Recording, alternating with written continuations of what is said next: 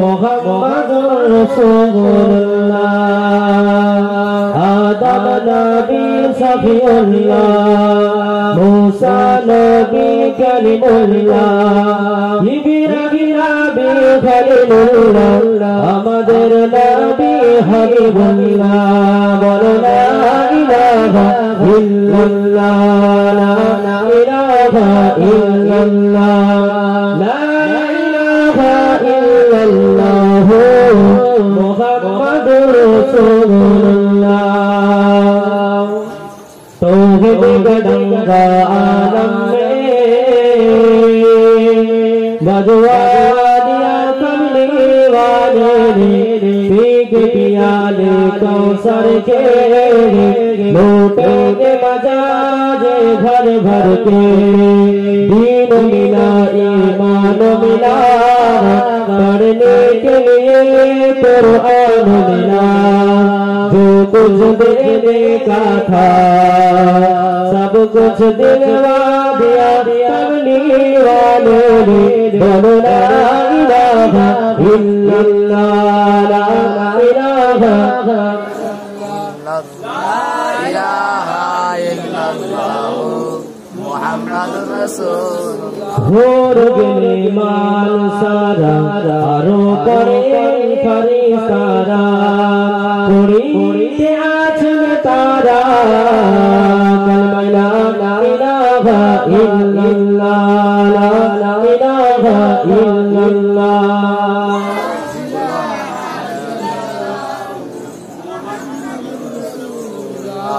हस्बी रब्बी जल्लल्लाह मा फी क़ल्बी गैरुल्लाह नूर मुहम्मद सल्लल्लाह वला ला इलाहा इल्लल्लाह ला इलाहा इल्लल्लाह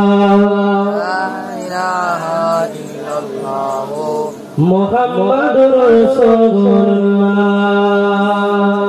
सल्लल्लाहु अलैहि वसल्लम समस्त प्रशंसा সেই মহান আল্লাহ পাকের দরবারে যে আল্লাহ পাক আজকে আমাকে আপনাকে পাক মজলিসে এসে বসা কিছু কথা শোনার তৌফিক দান করেছেন সেই মহান আল্লাহ পাক আল্লাহ তাআলার দরবারে জানাই লাখো কোটি শুকরিয়া সকলে বলে আলহামদুলিল্লাহ তার সাথে জানাই নবীদের সুলতান যে নবীকে সৃষ্টি করলেন আল্লাহ পাক আসমান জমিন পাহাড় পর্বত নদী নালা এমন কি আমি আপনি কেউ সৃষ্টি হতো না সেই নবী পাকের প্রতি জানাই লাখো কোটি দরুদ ও সালাম সকলে বলি সাল্লাল্লাহু আলাইহি ওয়াসাল্লাম আজকে এখনো যারা এখানে ওখানে ঘোরাফেরা করছে প্রত্যেকে পাক মজলিসে এসে বসে যান আপনি যদি বাড়িতে বসে থাকেন তাহলে আপনার কি ফায়দা আছে বাবা এখানে এসে যদি আপনি একবার সুবহানাল্লাহ বলেন আল্লাহ পাক আসমান এবং জমিনের ভিতরে যত ফাঁকা জায়গাগুলো রয়েছে আপনার নামে আমালে সব দ্বারা পরিপূর্ণ করে দেবেন জোরে বলুন না সুবহানাল্লাহ তাহলে আসে এখানে ওখানে ঘোরাফেরা না করে প্রত্যেকে পাক মজলিসে এসে বসে যায় আমি প্রথমে একটি আয়াতে কারিমা তেলাওয়াত করেছি খতামাল্লাহু আলা কুলুবিহিম আমি আল্লাহ পাক তাদের অন্তরে এমন মোহর মেরে দিয়েছি ওয়া আলা সামিহিম ওয়া আলা আবসারিহিম গিশাওয়াতুন আমি আল্লাহ পাক তাদের কর্ণসমূহের উপরে এবং তাদের চক্ষুর উপরে আবরণ ফেলে দিয়েছি তাদের ভালো কথা সহ্য হবে না ভালো জিনিস তারা দেখতে পাবে না এমন করে সঠিক কোনটা ঠিক কোনটা তারা সেটা বিবেচনা করে চলতে পারবে না আজকে আপনি ঘরে বসে আছেন হচ্ছে জলসা তো হচ্ছে শেষ বেলায় গিয়ে ইয়া নবী সালামু আলাইকুম করব আর বিরিয়ানি এনে ঘরে খেয়ে ফেলবো কোনো ফায়দা নেই বাবা একটা গরু ফেলে এমন করে ডেক কেটে বিরিয়ানি করে আপনি খেয়ে ঘুমিয়ে গেলেন সকালবেলা দেখা যাবে আপনার মসজিদের মাইকে আওয়াজ হবে আপনি আর দুনিয়ার জমিনে নেয় তাহলে আসেন পরকালের কথা মনে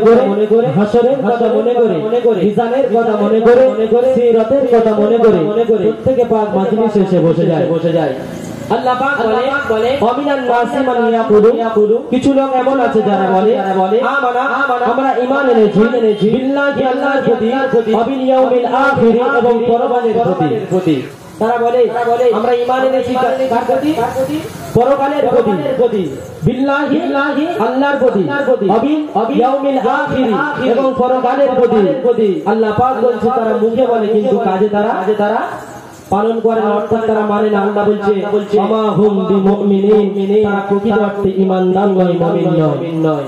তাহলে আপনি দাবি করছেন আপনি মুসলমান, আপনি দাবি করছেন আপনি নবীর উম্মত, আপনি দাবি করছেন আপনি জান্নাতে যাবেন, আপনি দাবি করছেন আল্লাহকে আপনি ভালোবাসেন, নবীকে আপনি ভালোবাসেন, নবীর ভালোবাসা ভালোকে বললে হবে? কাজে কর্মে নিজের জিন্দেগিতে নিজের চরিত্রে সেটা লালন পালন করতে হবে, তবে আপনি নবীর খাস উম্মত হতে পারবে। তো আল্লাহ আমার আপনার নবীকে আজকে পাঠিয়েছিলেন 12 রবিউল আউয়াল মাসে সুবহে সাদিকের সময়। রাত বলছে আল্লাহ পাক আপনি আমার প্রিয় নবীকে পাঠান। দিন বলছে আল্লাহ নবীকে আপনি আমার বুকে পাঠান। আল্লাহ পাক বলছে তোমাদের উভয়ের মনের বাসনা, মনের কামনা আমি আল্লাহ পূরণ করব। একবার বলুন না সুবহানাল্লাহ। আল্লাহ পাক আল্লাহ তাআলা এমন করে আল্লাহ পাকের দরবারে রাগুন আল্লাহ পাক আপনি আমার জমিনে আমার বুকে দে, আপনার নবীকে আমার বুকে দে পাঠান। দিন বলেন আল্লাহ পাক আল্লাহ তাআলা আপনি আপনার নবীকে আমার বুকে দে পাঠান। আল্লাহ পাকের দরবারে রাত বলে দিন এমন করে রোনাজারি করে আল্লাহ পাক আপনি আপনার নবীকে আমার বুকে দে পাঠান। আমি বড় ধন্য হব, আল্লাহ পাক আপনি আপনার নবীকে আমার বুকে দে পাঠান। আমি বড় ধন্য হব। আল্লাহ পাকের দরবারে আরজু করতে লাগে, আল্লাহ পাকের দরবারে আরজু করতে লাগে। আল্লাহ পাক আল্লাহ তাআলা মন ভরে বলতে লাগে রেখে দাও, জেনে রেখে দাও, আমি আল্লাহ পাক জানিয়ে দিলাম, আমি আল্লাহ পাক শুনিয়ে দিলাম, আমি তোমাদের উভয়কে আমি আল্লাহ পাক খুশি করে দেব। বলুন না সুবহানাল্লাহ। আল্লাহ পাক আল্লাহ তাআলা আপনি খুশি করে, দিনকে খুশি করে আমার আপনার নবীকে সুবহে সাদিকের সময় আল্লাহ পাক আমার আপনার নবীকে দুনিয়া জমিনে পাঠিয়েছিলেন। তাহলে আমার আপনার নবী এসেছে কখন? সুবহে সাদিকের সময় আমার আপনার নবীকে আল্লাহ পাক পাঠিয়েছে। না দিন না রাত, দুটোর বিছানে, অর্থাৎ দিনও খুশি হলো অর্ধেক অংশ আমার মধ্যে, আর রাতও খুশি হলো অর্ধেক অংশ আমার উপরে। আল্লাহ পাক এমন করে বিচার করলেন। আল্লাহর বিচার হচ্ছে খুব সূক্ষ্ম, এই কারণে হাসরের ময়দানে আমার আপনার বিচার হবে। চুলচেরা বিচার, আপনি কত টাকা ইনকাম করেছেন, কোথায় ব্যয় করেছেন, আপনি এমন করে কত টাকার মালিক ছিলেন, কটা গরিবের সাহায্য করেছেন, আল্লাহ পাকের দরবারে কত টাকা ব্যয় করেছেন, এমন করে আল্লাহ পাক আল্লাহ তাআলা সব যাররা পরিমাণ, যাররা থেকে যাররা পর্যন্ত আল্লাহ পাক সব কিছু হিসাব নেবে আমার আপনার। আমি আপনি দুনিয়ার জমিনে ভাবছি আমার কোটি কোটি টাকা, লাখ লাখ টাকা আমি যা খুশি তাই করে যাব না। ওগুলো টাকা পয়সা আল্লাহ যা আমানত আল্লাহ পাক আপনাকে দিয়েছে, কাউকে আল্লাহ পাক ধনী নিয়ে পরীক্ষা করে, আর কাউকে গরিব নিয়ে আল্লাহ পাক পরীক্ষা করে। হযরত আলী রাদিয়াল্লাহু তাআলা আনহু গরিব ছিলেন, তিনি এরকম জ্ঞানী ছিলেন, এমনকি ইমাম হাসান হুসাইনকে তিনি বন্দুক দিয়ে গরিবকে তিনি সাহায্য করেছিলেন। সুবহানাল্লাহ। আল্লাহ নবী সাহাবীরা এমনি জান্নাতের সার্টিফিকেট পাননি, এমনি আল্লাহ পাকের প্রিয় তারা হননি, কারণ তারা আল্লাহকে রাজি খুশি করার জন্য নিজের জিন্দেগিকে আল্লাহর রাস্তায় বিলীন করে দিয়েছিলেন। জোরে বলুন না সুবহানাল্লাহ। তাহলে আমাকে আপনাকে যদি জান্নাত কামিয়াবি করতে চাই, আমি সাহাবীদেরকে অনুসরণ করতে চাই, আমি আপনি যদি আল্লাহ পাকের পছন্দনীয় হতে চাই, আমাকে আপনাকে দান করতে হবে কি হবে না? আল্লাহ পাকের রাস্তায় যারা 10 টাকা দান করে, 1 টাকা দান করে, আল্লাহ পাক তাকে বলেছে আমি 10 টাকা দেব। তাকে জোরে বলুন সুবহানাল্লাহ। হযরত আলী রাদিয়াল্লাহু তাআলা আনহু বড় গরিব মানুষ, আল্লাহ পাকের নবী সাহাবী হযরত হযরত আলী রাদিয়াল্লাহু তাআলা আনহু করে হুজুর আমাদের করে কাজ করতে পারেন না, কোনো ইনকাম পাতি করেন না, হুজুর আমাদের ঘরে বসে রয়েছেন। আল্লাহ পাকের নবীর বিডি আম্মা জান ফাতেমা বলতে লেগেছে, ও আমার স্বামী আলী, আজকে আমার একটা বেদানা খাওয়ার বড় শখ হচ্ছে, আজকে আমি একটা বেদানা খাওয়ার বড় আশা আমার মনে জেগেছে। আল্লাহ নবী সাহাবী হযরত আলী রাদিয়াল্লাহু তাআলা হুজুর আমার মনে মনে ভাবতে লেগেছে, আমি কেমন স্বামী, আমার স্ত্রী একটা ডালিম খেতে চেয়েছে, আমি খাওয়াতে পারি না। হযরত আলী রাদিয়াল্লাহু তাআলা হুজুর আমার এমন করে ভাবতে লেগেছে। এমন করে পরের দিন সকালবেলা হযরত আলী রাদিয়াল্লাহু তাআলা হুজুর আমার এমন করে দিনের বেলায় কাজের জন্য বেরিয়ে পড়লেন। সারাদিন কাজ খুঁজে দেখছে, কোনো কাজ পাচ্ছে না, কোনো কাজ পাচ্ছে না। হযরত আলী রাদিয়াল্লাহু তাআলা আনহু হুজুর আমার কি করলেন, এমন করে ফিরে চলে আসলেন।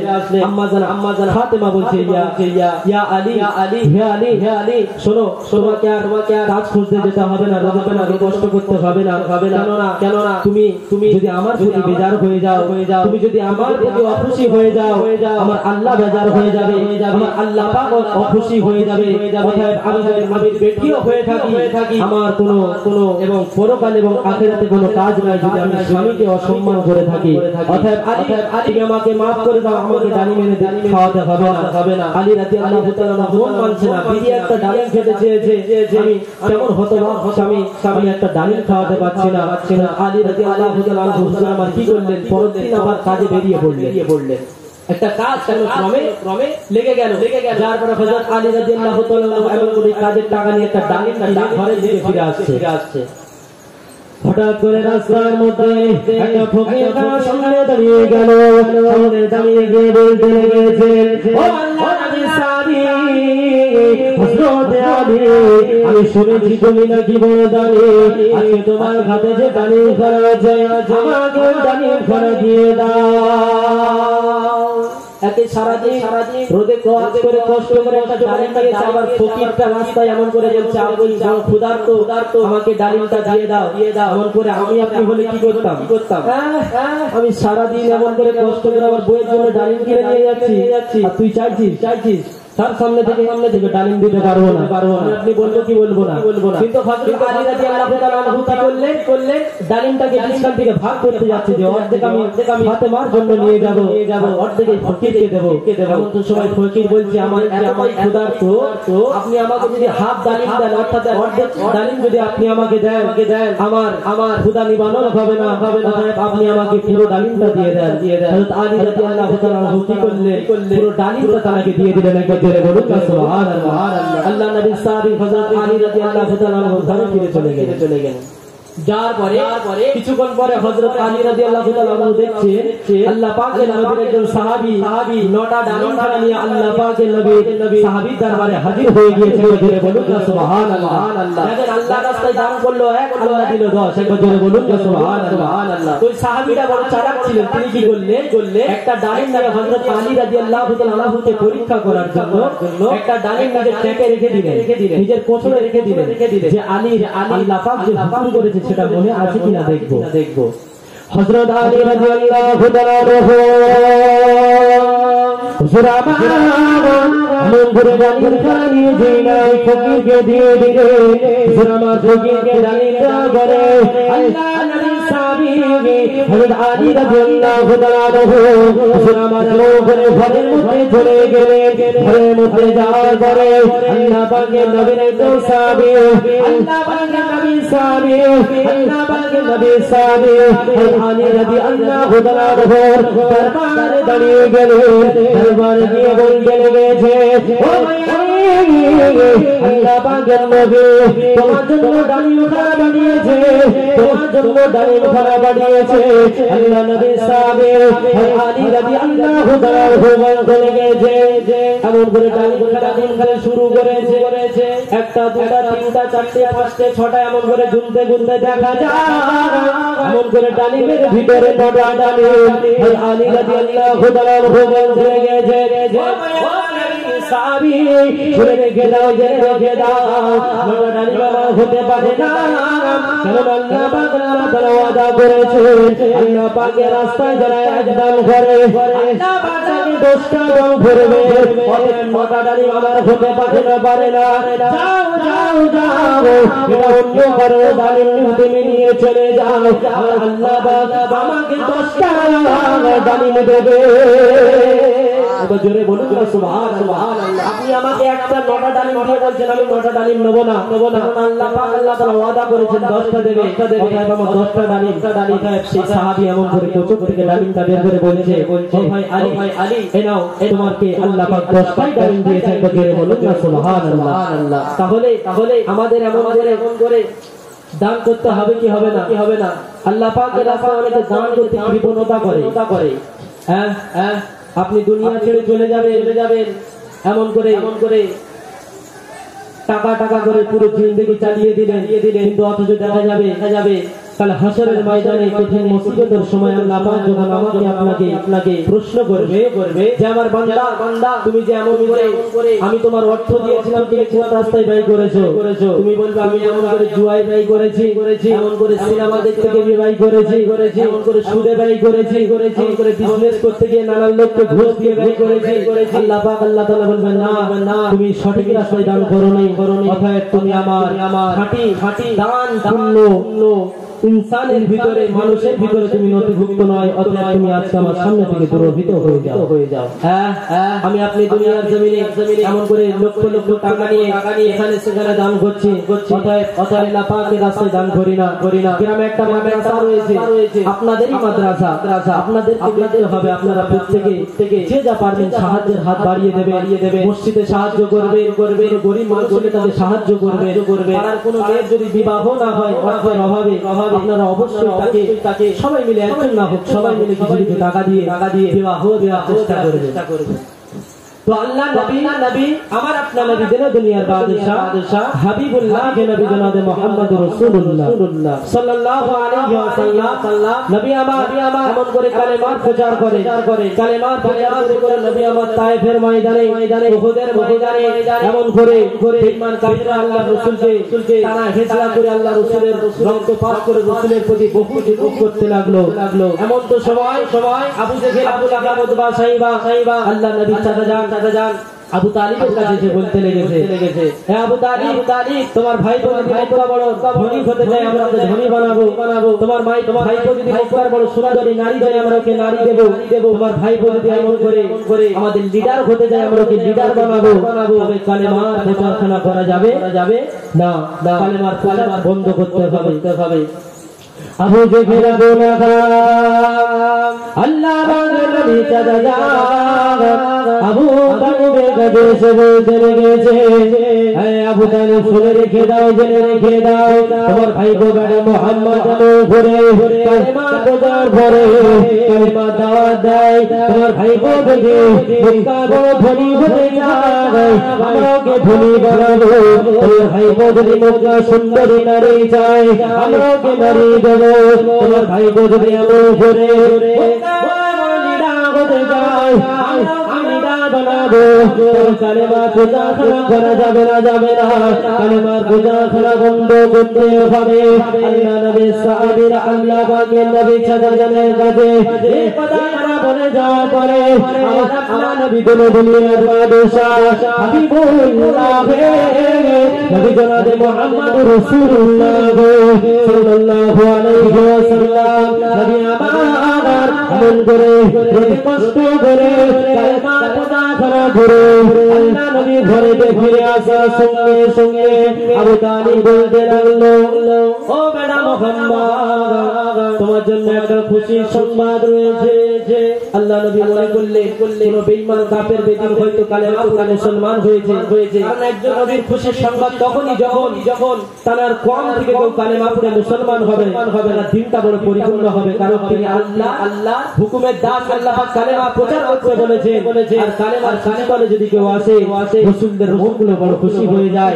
আল্লাহ নবী বড় খুশি হয়ে গেলেন, বললেন ও আমার চাচা যান আজকে কেউ কি বেঈমান কাফের কালেমা পড়ে মুসলমান হয়েছে নাকি আল্লাহ নবী হাসি চেহারা নিয়ে এমন করে বলতে লেগেছে আল্লাহ পাক আল্লাহ নবী চাচাজান বলছে না বেটা মুহাম্মদ কেউ কালেমা পড়ে মুসলমান হয়নি কেউ কালেমা পড়ে এমন করে দিনের সূচিতলে আসেনি তবে আবু জেহেল আবু লাহাব উতবা সাইবা আমার কাছে এসেছিল এসে বলতে লেগেছে তোমার ভাই যদি মক্কার বড় ধনী হতে যায় আমরা ওকে ধনী বানাবো তোমার ভাই যদি সুন্দরী নারী চাই আমরা ওকে নারী দেব কালেমা প্রচারখানা বন্ধ করতে হবে তখন জোরে বলুন না নাউজুবিল্লাহ কালেমা প্রচারখানা বন্ধ করতে হবে আল্লাহ নবী জান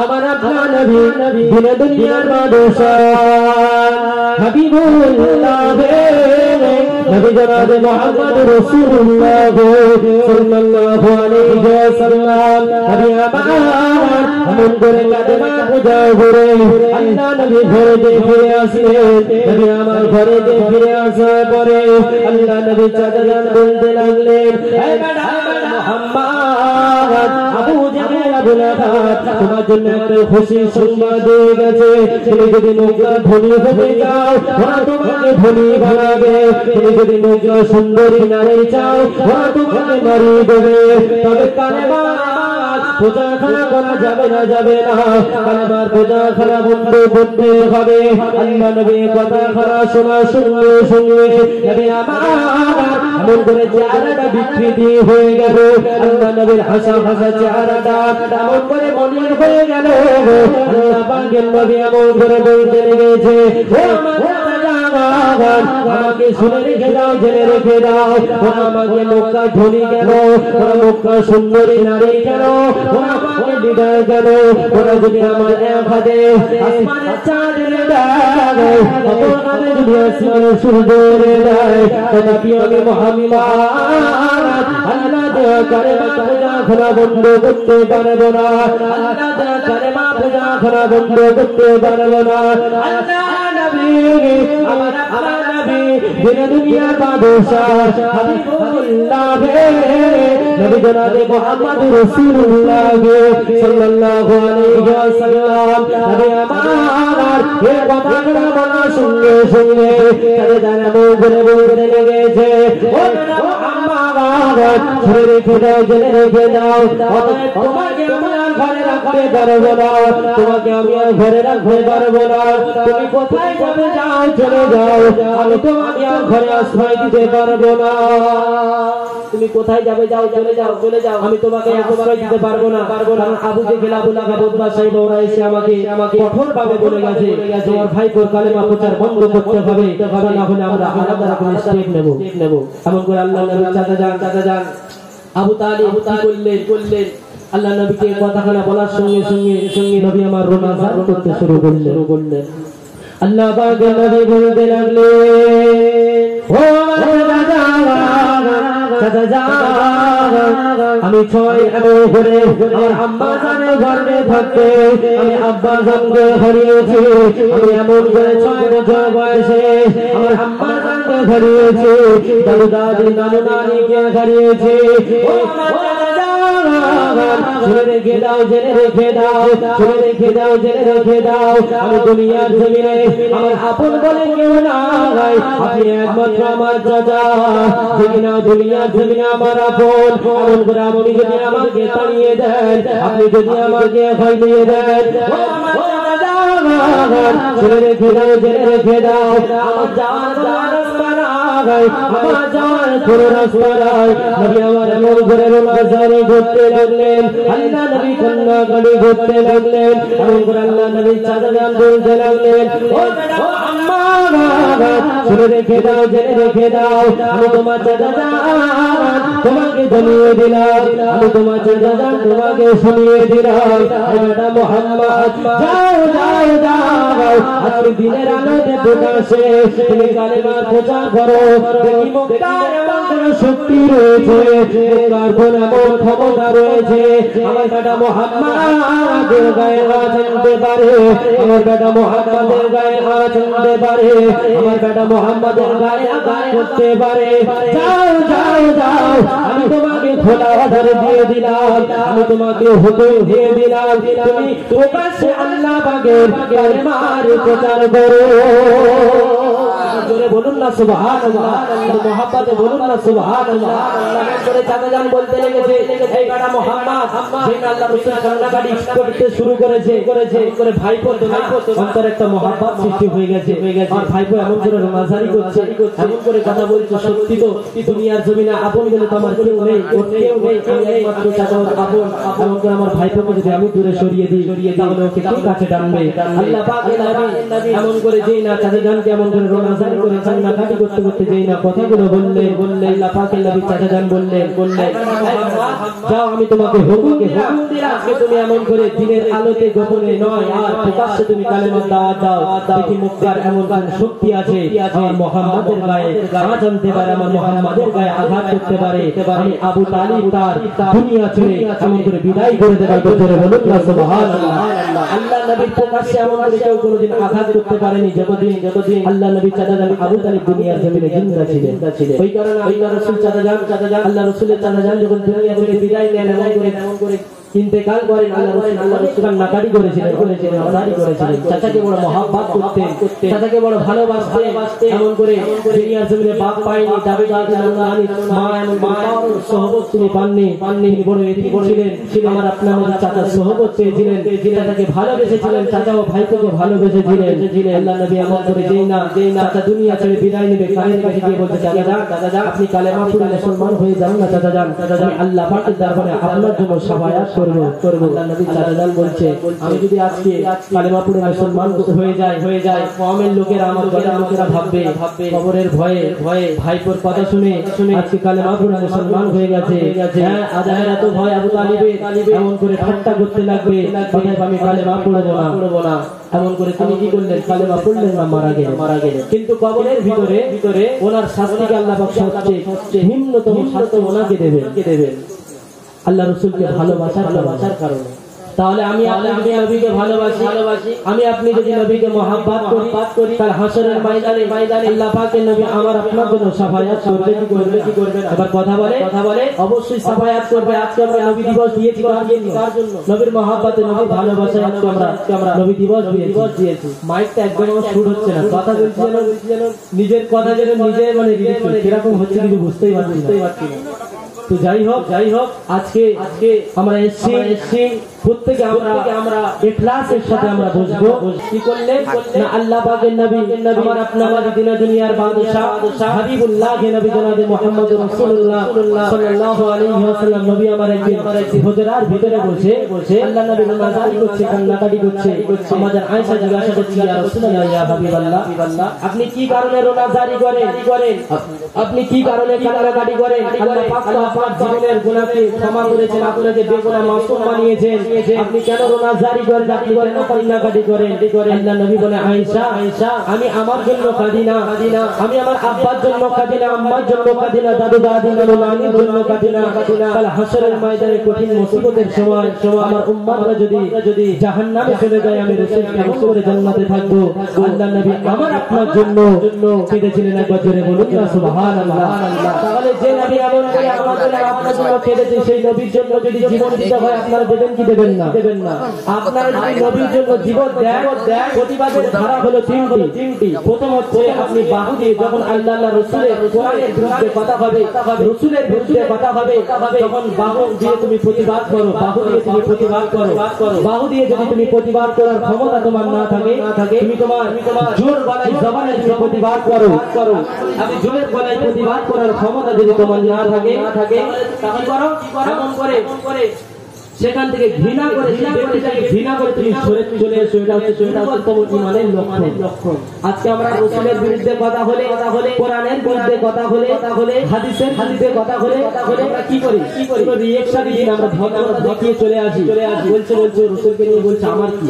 আরে বাবা, যে নবী আমার আপনার জন্য কেঁদেছে, আমার আপনার জন্য রোজা জারি করেছে, এই নবীর জন্য আপনি প্রতিবাদ করতে পারলেন না, নবীর জন্য আপনি লড়তে পারলেন না, নবীর আপনি এমন করে জোর গলায় প্রতিবাদ করতে পারলেন না, আপনি কেমন মুসলমান? আল্লাহ পাক এমন করে রমজান বলার পরে আমার আপনার নবী যিনি দুনিয়ার বাদশা হাবিবুল্লাহ নবী জনাবে মুহাম্মদ রাসূলুল্লাহ সাল্লাল্লাহু আলাইহি ওয়াসাল্লাম এমন করে বলতে লেগেছে, আয়েশা তুমি কি জানো হাসরের ময়দান কত বড় কঠিন হবে? আম্মা জান আয়েশা বলছে, ইয়া রাসূলুল্লাহ